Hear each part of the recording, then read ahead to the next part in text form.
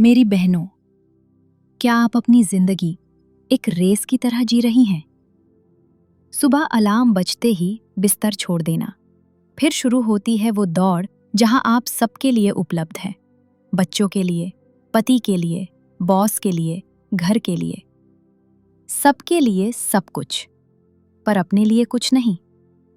हम थकते हैं, फिर भी चलते रहते हैं। हम स्ट्रेस को पी जाते हैं, आंसुओं को छिपा लेते हैं और मुस्कुराहट ओढ़ लेते हैं। लेकिन बहनों, अपनी फीलिंग्स को अपने अंदर मत रखो। आपकी फीलिंग्स नदी के पानी की तरह है। उन्हें रोको मत, बहने दो, क्योंकि वे आपको शुद्ध करेंगी। जैसे नदी का पानी हमेशा ताज़ा और शुद्ध रहता है, वैसे ही भावनाओं को बहने देने से आप शांत और स्वस्थ महसूस करती हैं। आपका मन हल्का महसूस करता है। लेकिन जब आप उनको अनसुना करती हैं, तो आपका शरीर चीखना शुरू कर देता है। और एक स्त्री के शरीर की सबसे पहली चीख होती है उसका अनियमित मासिक धर्म, इर्रेगुलर पीरियड्स। आज मैं आपसे एक दोस्त की तरह बात करूंगी, क्योंकि आप गलत नहीं हैं। बस ये सिस्टम, ये भाग दौड़ आपको थका देती है। आप अक्सर डॉक्टर्स के पास जाते हैं और सुनते हैं हार्मोनल इम्बैलेंस है, और आप अपने ही शरीर से सवाल करने लगते हैं। आपको लगता है आपके हार्मोन्स आपके दुश्मन हैं। लेकिन रुकिए, एक बहुत बड़ी गलतफहमी दूर करते हैं। आपके हार्मोन्स विलन नहीं हैं। वो तो बस मैसेंजर हैं। वो पोस्टमैन हैं जो चिट्ठी ला रहे हैं। सोचिए, अगर आपके हार्मोन्स व्हाट्सएप मैसेज हैं, तो आपकी लाइफस्टाइल वो नेटवर्क है जिस पर वो चल रहे हैं।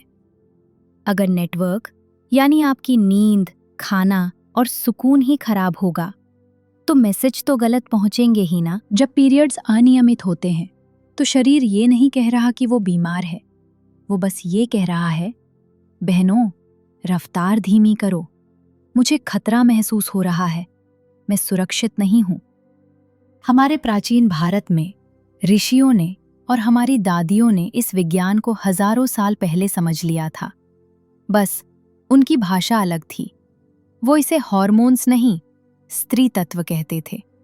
प्राचीन ज्ञान कहता है कि एक स्त्री के भीतर ऊर्जा का एक गहरा प्रवाह होता है। जैसे नदियां बहती हैं, जैसे चांद घटता बढ़ता है, वैसे ही स्त्री का शरीर भी एक रिदम मांगता है। हर स्त्री में देवी का स्वरूप होता है। लेकिन देवी होने का मतलब ये नहीं है कि आप 10 हाथ लेकर सब काम अकेले करें। देवी का असली मतलब है वो स्त्री जो अपनी ऊर्जा, अपनी स्त्री शक्ति के केंद्र में स्थिर है, जो जानती है कि कब काम करना है और कब विश्राम लेना है। जब हम अपनी इस कोमलता, इस स्त्री तत्व को कुचलकर पुरुषों की तरह जीने की कोशिश करते हैं, बिना रुके, बिना थके, तो हमारी कोख सूखने लगती है। पीरियड्स का बिगड़ना हमारी खोई हुई लय की निशानी है। तो हम अपनी इस खोई हुई लय को वापस कैसे लाएं? हमें बड़े बदलाव नहीं करने हैं। हमें बस अपने दिनचर्या, लाइफस्टाइल में कुछ छोटे ऊर्जा फ्रेंडली बदलाव लाने हैं। हमारे शास्त्र कहते हैं, यथा पिंडे तथा ब्रह्मांडे, जैसा शरीर में वैसा ब्रह्मांड में। हमारा शरीर सूर्य से जुड़ा है। जब हम सूर्योदय के साथ नहीं जागते या देर रात तक जागते हैं, तो हमारे भीतर का सूर्य, मेटाबॉलिज्म, बुझने लगता है। आयुर्वेद इसे वात दोष कहता है, यानी शरीर में हवा और अस्थिरता का बढ़ना, जिससे पीरियड्स अनियमित हो जाते हैं। हमारा दिमाग एक घड़ी पर चलता है, जिसे सर्केडियन रिदम कहते हैं। ये घड़ी मेलेटोनिन और कॉर्टिसोल हार्मोन्स को कंट्रोल करती है। मेलेटोनिन सिर्फ नींद के लिए नहीं है, यह आपकी ओवरीज को फ्री रेडिकल्स से बचाता है। जब आप बेवक्त सोती हैं, तो मेलेटोनिन ठीक से नहीं बनता और एग्स की क्वालिटी खराब होने लगती है। सिर्फ एक नियम, रोज सुबह जागने का समय फिक्स कर लें, चाहे छुट्टी हो या मंडे। अपनी आंखों को सुबह की धूप दिखाएं। यह आपके ब्रेन को सिग्नल देता है कि दिन शुरू हो गया, हार्मोन्स का उत्पादन शुरू करो। स्त्री का शरीर कोमलता मांगता है। संस्कृत में स्नेह का मतलब तेल भी है और प्यार भी। जब हम शरीर पर गर्म तेल लगाते हैं तो हम अपनी त्वचा के जरिए अपनी आत्मा को शांत करते हैं। ये शरीर से रूखापन और थकान को निकालता है। हमारी स्किन के नीचे हजारों नर्व एंडिंग्स होती हैं। जब आप गर्म तेल से लंबे स्ट्रोक्स के साथ मालिश करती हैं तो ये वेगस नर्व को एक्टिवेट करता है। ये आपके पैरासिम्पैथेटिक नर्वस सिस्टम को ऑन करता है। इसे आसान भाषा में समझते हैं। ये शरीर को बताता है कि तुम सुरक्षित हो, कोई खतरा नहीं है। और जब शरीर सुरक्षित महसूस करता है तभी वह पीरियड्स को नियमित कर पाता है। हफ्ते में 2 से 3 बार नहाने से 15 मिनट पहले गुनगुने तिल के तेल या नारियल तेल से पूरे शरीर की और खास तौर पर पेड़ों की गोलाकार मालिश करें। मालिश करने से शरीर और मन को बहुत आराम महसूस होता है, तनाव कम होता है, मूड अच्छा होता है और शरीर में ऊर्जा महसूस होती है। क्योंकि यह फील गुड हार्मोन्स जैसे एंडोर्फिन्स और सेरोटोनिन को बढ़ाता है। मेरी बहनों, हमारे पेट में एक अग्नि जलती है, जठराग्नि। यही अग्नि हमारे भोजन को पचाकर शरीर को पोषण और ऊर्जा देने वाली आंतरिक शक्ति है और खून बनाती है। पीरियड्स भी एक तरह की अग्नि का ही रूप है। जब हम ठंडा पानी या बासी खाना खाते हैं तो यह अग्नि बुझ जाती है। नतीजा, शरीर में आम बनने लगते हैं जो फेलोपियन ट्यूब्स और गर्भाशय में रुकावट पैदा करते हैं। आधुनिक विज्ञान के अनुसार ठंडी चीजें खाने से ब्लड वेसल सिकुड़ कंस्ट्रिक्ट जाती हैं, जिससे पेल्विक एरिया में ब्लड फ्लो कम हो जाता है। इसके अलावा कच्चा खाना पचाने में शरीर को बहुत ज्यादा एनर्जी लगती है। वो एनर्जी जो आपके रिप्रोडक्टिव सिस्टम को ठीक करने में लगनी चाहिए थी, वो खाना पचाने में खर्च हो जाती है। इसे ठीक करने के लिए आप हमेशा ताज़ा और गर्म खाना खाएं। खाने में घी, जीरा, अदरक और हींग का तड़का लगाएं। ये प्रजनन अंगों, रिप्रोडक्टिव ऑर्गन्स को गर्माहट और पोषण देते हैं। बहनों, हमारे प्राचीन ज्ञान के अनुसार योग में एक सिद्धांत है, प्रत्याहार, यानी अपनी इंद्रियों, सेंसेस को बाहरी शोर से हटाकर भीतर ले जाना। दिन भर हम बाहर की दुनिया को देखते हैं। रात का समय अपनी आंतरिक ज्योति को देखने का है। जब हम रात को फोन देखते हैं तो हम अपनी ऊर्जा को बाहर लीक कर रहे होते हैं। आधुनिक विज्ञान कहता है, स्क्रीन की ब्लू लाइट हमारे दिमाग को उल्लू बना देती है। उसे लगता है अभी दोपहर है। इस वजह से कॉर्टिसोल स्ट्रेस हार्मोन रात में भी बढ़ा रहता है। और याद रखिए, कॉर्टिसोल और प्रोजेस्टेरॉन पीरियड हार्मोन एक ही रॉ मटेरियल से बनते हैं।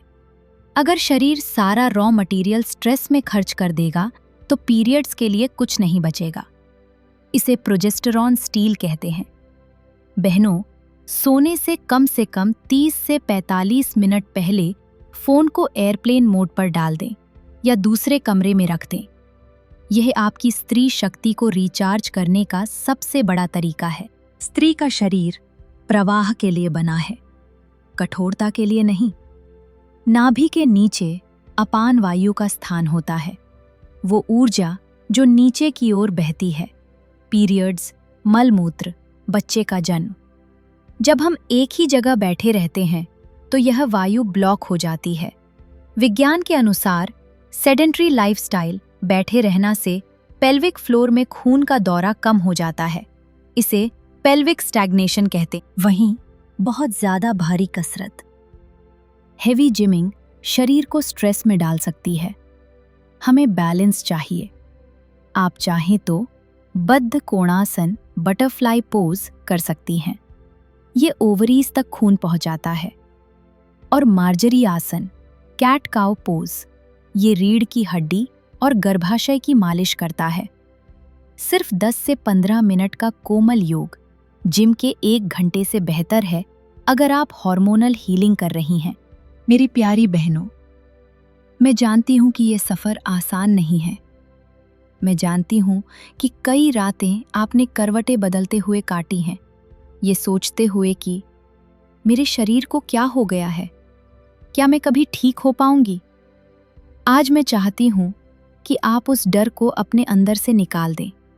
सुनिए, आप कोई मरीज नहीं है, आप कोई टूटी हुई चीज नहीं है जिसे ठीक करने की जरूरत है। आप प्रकृति हैं। जैसे पतझड़ के बाद वसंत आता है, जैसे अमावस के बाद पूर्णिमा आती है, वैसे ही आपकी भी ऋतु सीजन बदलेगी। आपका शरीर अपना रास्ता जानता है, उसे बस थोड़ी सी खामोशी, थोड़ा सा धीमापन और ढेर सारा प्यार चाहिए। आज से खुद को मशीन की तरह चलाना बंद कर दीजिए। आज से अपनी कोख से माफी मांगिए, उन सब पलों के लिए जब आपने उसे अनदेखा किया, जब आपने उसे कोस दिया। उस पर हाथ रखिए और महसूस कीजिए, वहां एक देवी सो रही है। उसे दवाइयों से नहीं, अपनी दिनचर्या और अपने स्नेह प्यार से जगाइए। जब आप अपनी स्त्री शक्ति का सम्मान करना शुरू करेंगी, तो दुनिया की कोई भी ताकत आपको खिलने से नहीं रोक सकती। इस वीडियो के अंत तक मेरे साथ बने रहने के लिए मुझे अपनी दोस्त या बहन मानने के लिए आपका हृदय से आभार। अगर आज की इस बात ने आपके दिल को सुकून पहुंचाया है, तो नीचे कमेंट्स में लिखिए, I am ready to heal. मैं ठीक होने के लिए तैयार हूँ। आपकी ये एक लाइन हजारों और महिलाओं को हिम्मत देगी। अपना बहुत ख्याल रखिएगा, अपनी ऊर्जा को बचा कर रखिएगा। मिलते हैं नेक्स्ट वीडियो में। तब तक स्वस्थ रहें और खुश रहें।